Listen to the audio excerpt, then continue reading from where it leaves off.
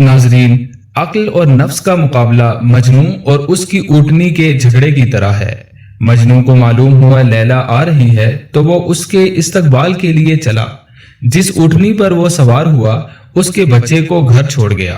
رستے میں اس کی اور اونٹنی کی کشمکش شروع ہوئی۔ مجنوں چاہتا تھا کہ اونٹنی آگے بڑھے تاکہ لیلا کا وصال ہو سکے۔ اونٹنی گھر کی طرف جانا چاہتی تھی تاکہ اپنے بچے کے پاس پہنچے۔ مجنوں کو ذرا سی غفلت ہوتی تو اونٹنی پیچھے کو پلٹ جاتی۔ چونکہ مجنوں کا جسم عشق سے پر تھا اس لیے وہ اونٹنی کی ایسی حرکت سے بے ہوش ہوا جاتا تھا۔ انسان کی عقل اس کے ہر کام کی نگرانی کرتی ہے، مگر مجنوں تو عشق میں بے عقل ہو چکا تھا۔ سواری کو ہوش تھا، وہ جب دیکھتی کہ اس کی مہار ڈھیلی ہے فوراً سمجھ جاتی کہ مجنوں غافل ہے اور وہ پیچھے کی طرف چل پڑتی۔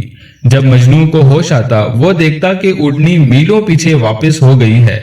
مجنوں اس حالت میں کچھ عرصہ رہا، پھر اس نے سوچا دو متضاد سمتوں کے عاشقوں کا باہمی سفر طے نہیں ہو سکے گا۔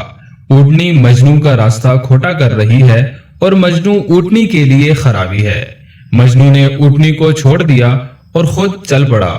جو شخص جسم کا ساتھ نہیں چھوڑے گا گمراہ ہی رہے گا۔ روح اور جسم کی خواہشات بھی جداگانہ ہیں، ان دونوں کا ساتھ نہیں نبھ سکتا۔ روح کی پرواز عالم بالا کی جانب ہے اور جسم کو زمین پسند ہے۔ جب تک انسان کی روح جسم کے ساتھ رہے گی مقصد حاصل نہ ہوگا۔ اللہ کا عشق لیلا کے عشق سے کم نہیں ہے۔ جب مجنون لیلا کے عشق میں اونٹنی کو خیر بات کہہ سکتا ہے تو تجھے خدا کے عشق میں جسم کو اور اس کی سواری کو خیر بات کہہ دینا چاہیے۔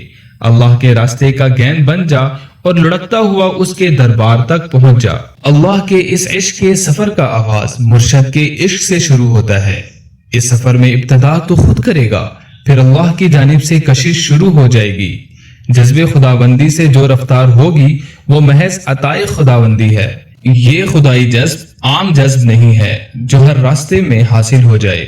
یہ وہ جذب ہے جس کو رسول کریم صلی اللہ علیہ وسلم کی مہربانی نے قائم کیا ہے اور آپ کے جانشینوں کو حاصل ہے۔